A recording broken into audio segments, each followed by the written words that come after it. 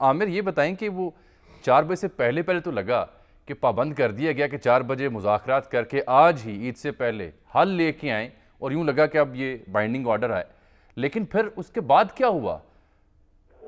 جی جامی صاحب، آج جب سماعت ہوئی اور سماعت کا جو پہلا حصہ تھا جو دن صبح شروع ہوا تھا 11 بجے، اس میں بہت مثبت پیش رفت ہوئی، کیونکہ تمام ہی سیاسی رہنماؤں نے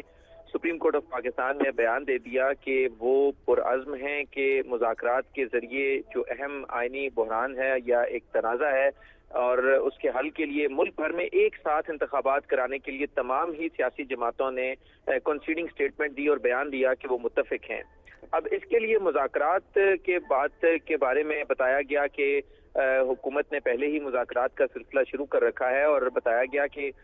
جو کمیٹیاں ہیں انہوں نے کام شروع کر دیا ہے، جس پر عدالت نے بہت اطمینان کا اظہار کیا اور یہ کہا کہ ہم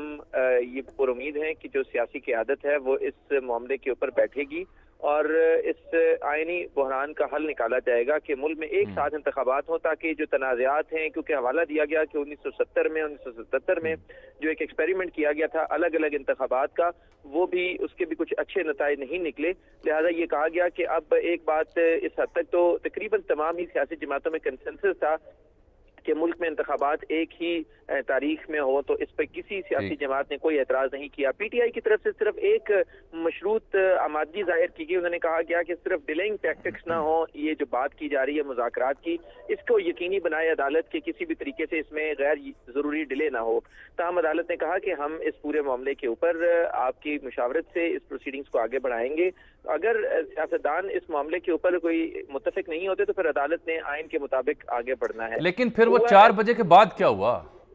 اور پھر جی یہ پھر تحریری اس حکم نامے تمام تک تر کی جو کہانی ہے، جی 4 بجے سے لے جی کے پھر تحریری ہوا حکم یہ آنے کہ تک کی۔ جو سیاسی قیادت نے بتایا کہ وہ تیار ہیں اور عید کے فوری بعد اجلاس بلا لیا گیا ہے، تو چیف جسٹس نے کہا کہ عید کے بعد کیوں آج سے ہی اور ابھی سے مذاکرات شروع کر دیں، اور 4 بجے تک آپ 2 گھنٹے میں مذاکرات شروع کریں، کسی ایجنڈا کے اوپر آئیں، کسی بات چیت پہ آئیں اور اس کے بعد آگے بڑھیں۔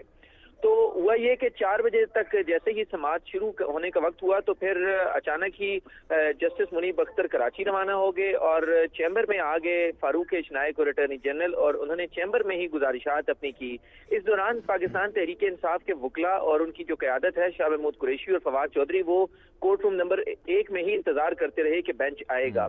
لیکن اس دوران چیمبر میں ہی جا کر جب اٹارنی جنرل نے یہ بتایا کہ کیونکہ تمام سیاسی رہنما عید کی وجہ سے اپنے اپنے آبائی علاقوں کی طرف روانہ ہو چکے ہیں، کچھ کے ساتھ رابطہ ہوا ہے، کچھ کے ساتھ نہیں ہوا، سردار ایاز صادق صاحب نے رابطہ کر لیا ہے اسد کیسر صاحب کے ساتھ اور اس میں مثبت پیش رفت ہو رہی ہے اور یہ رابطے قائم رہیں گے، اور 26 اپریل کو جو عید کے فوری بعد فرسٹ ورکنگ ڈے ہے اس میں ایک میٹنگ کال کر لی گئی ہے ان مذاکرات کو حتمی نتیجے پر پہنچانے کے لیے، لہٰذا عدالت جو ہے وہ اس سماعت کو 27 اپریل تک ملتوی کر دے۔ یہ اٹارنی جنرل کی طرف سے استدعا کی گئی چیمبر میں چیف جسٹس کو، جس پر چیف جسٹس نے یہ کہا کہ اس میں مناسب ہے 27 اپریل تک ہم سماعت ملتوی کر دیتے ہیں۔ ساتھ ہی اٹارنی جنرل نے کہا کہ جو عدالت کا حکم ہے 14 مئی کے انتخابات کا، اس کو بھی اس پر عمل درآمد روک دیا جائے، تو اس پر چیف جسٹس نے کہا کہ یہ اس پہ ڈیپینڈ کرے گا کہ آپ کے جو مذاکرات ہیں وہ کتنے سنجیدہ ہیں اور کتنے سنجیدہ طریقے سے بہت شکریہ عامر۔ اب جیسے اٹارنی جنرل بھی کہہ رہے تھے کہ اب آپ چھٹی کریں کیونکہ وی ہیو ڈیسائیڈڈ کہ to give each other some time, تو آپ بھی اب چھٹی کیجئے۔ بہت شکریہ، آپ رپورٹ کرتے رہیں، اب عید کے ہنگام ہی آپ کو دوبارہ زحمت دیں گے۔